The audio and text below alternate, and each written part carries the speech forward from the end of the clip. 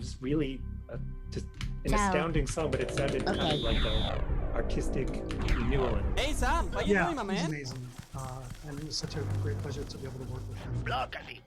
That piece of music just wanted a voice, so I gave it one. What's so super weird about the song is it mentions lockdown and it mentions this in-between place.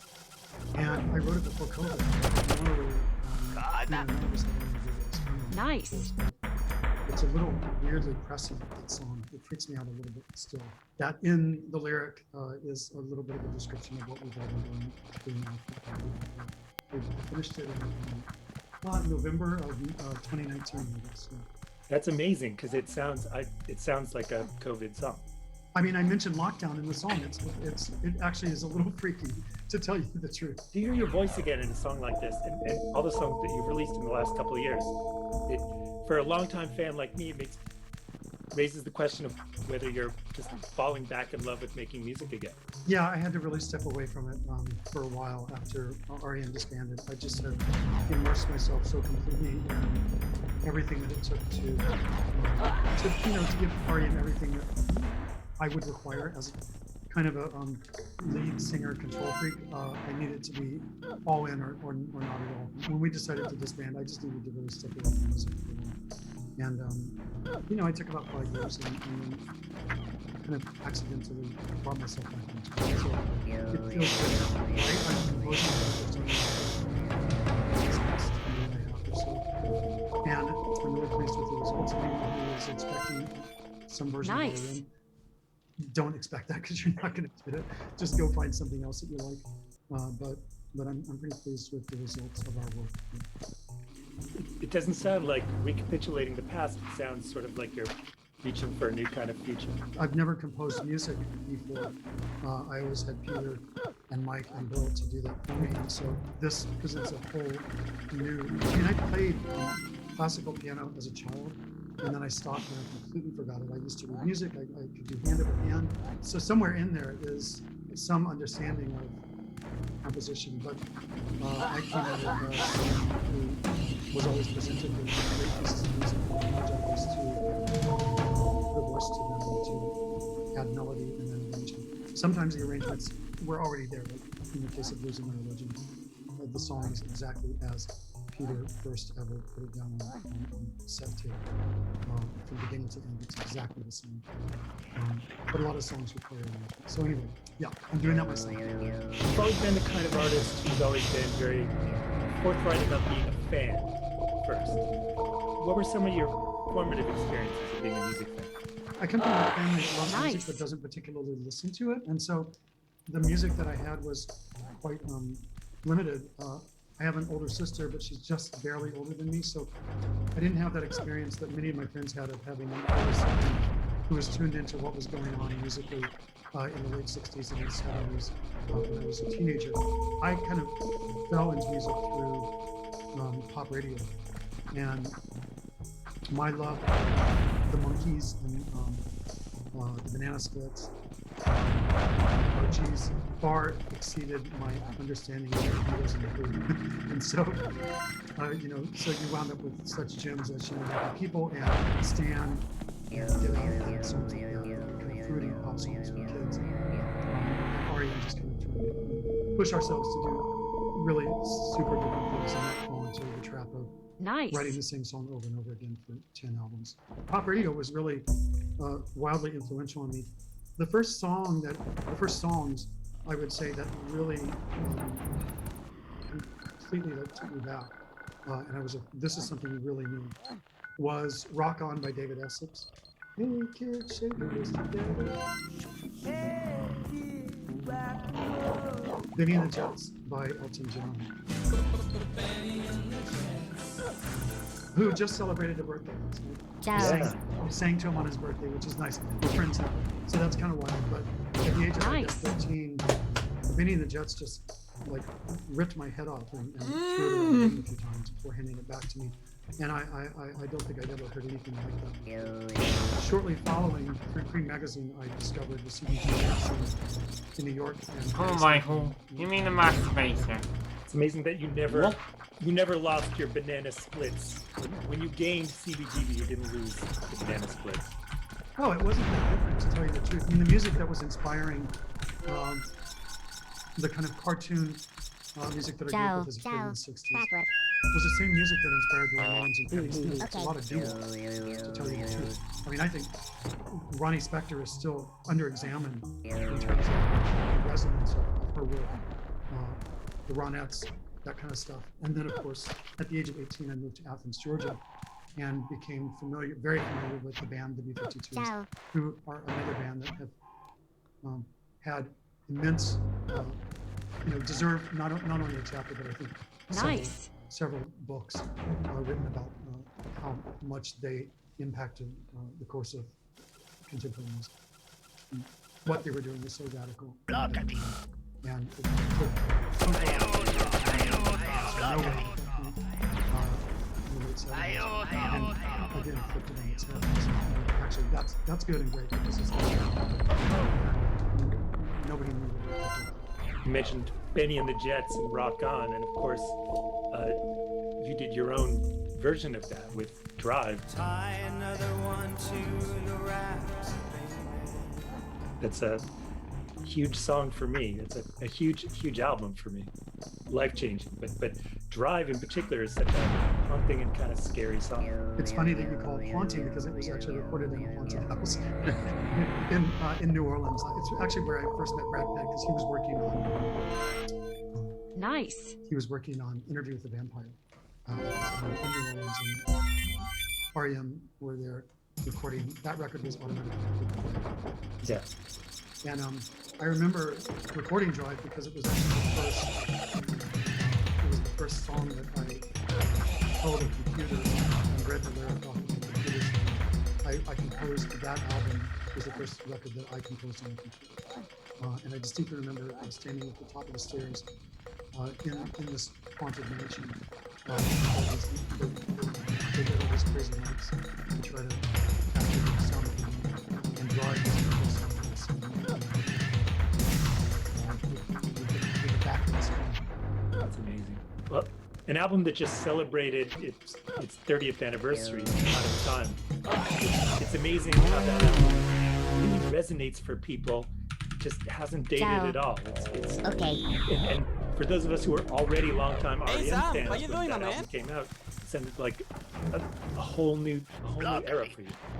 Yeah, we were doing things that people weren't doing.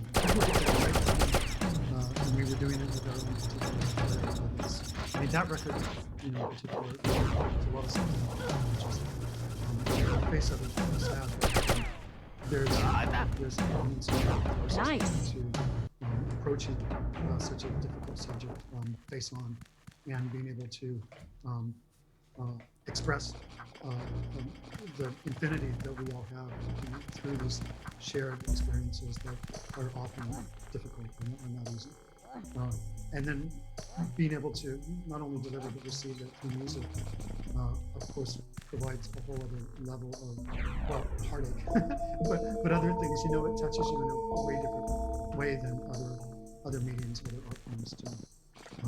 So yeah, I'm really very proud of both of those records. That's amazing. Song that kills me on Out of Time is Half a World Away.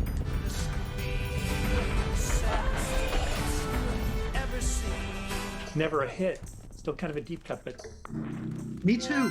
I just started singing that song about a month ago. I went back to the place where I wrote it, and it hit me how beautiful that song is. Like really hard and really sad. But there is this feeling of having been through something, having sung along to it. Yeah, I love that song. I completely love it. But just nice. Again. It's a song. It reminds another legendary bird song, but Birdland by Patti Smith.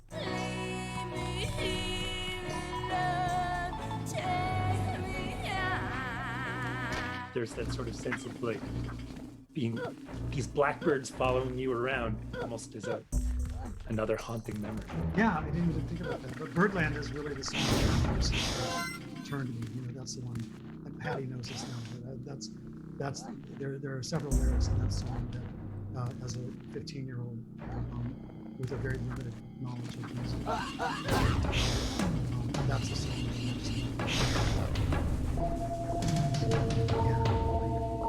decided that I was going to dedicate myself to art and to music, and I was going to be a singer in a band. I never knew, it didn't occur to me that I would have to A, be able to write lyrics, B, be able to sing, C, be able to stand on stage and perform in front of people. All these things, it didn't occur to me as a 15-year-old that you had to follow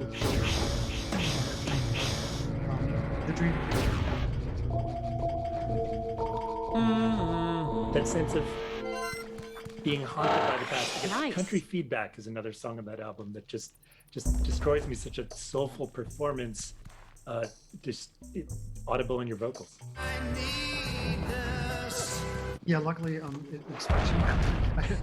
didn't happen, but it's one of my list songs. So it lists all these ways that this couple at the very end of their relationship has tried to make it and realized that it's a complete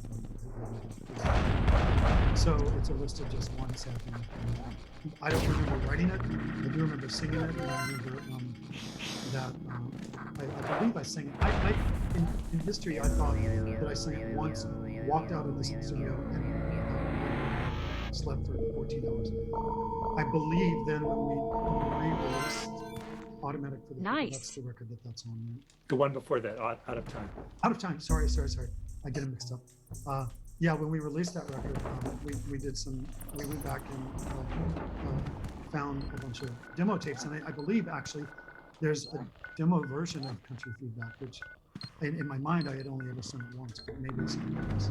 You end that album with such an ambiguous song. One of my very favorite REM songs, Me and Honey.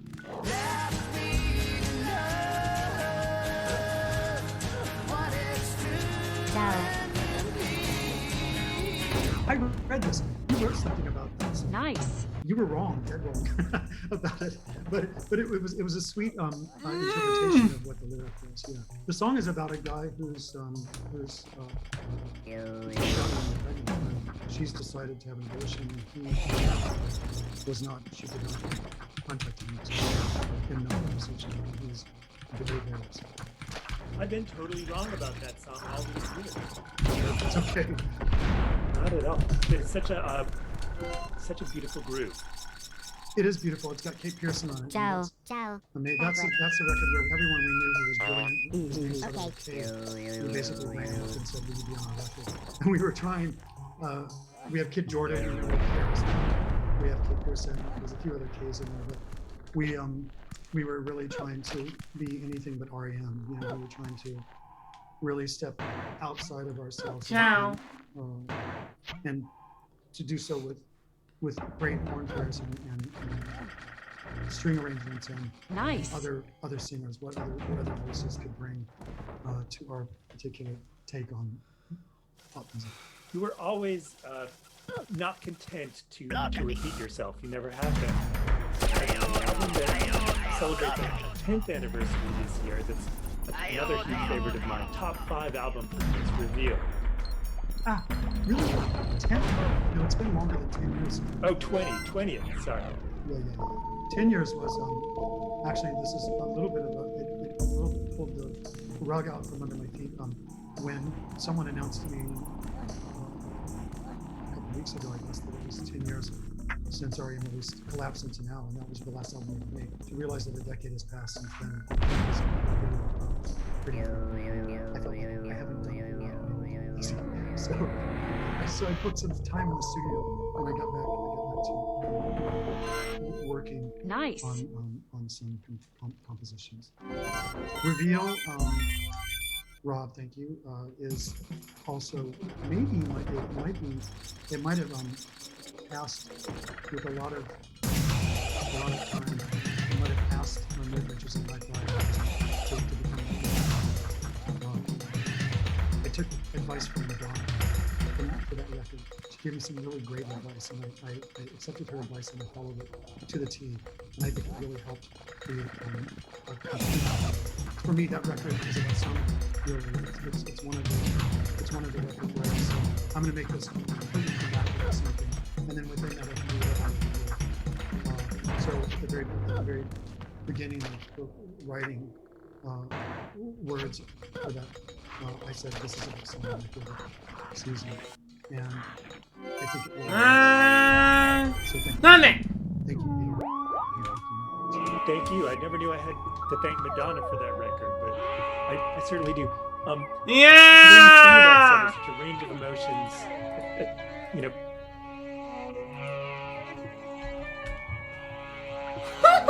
Amen.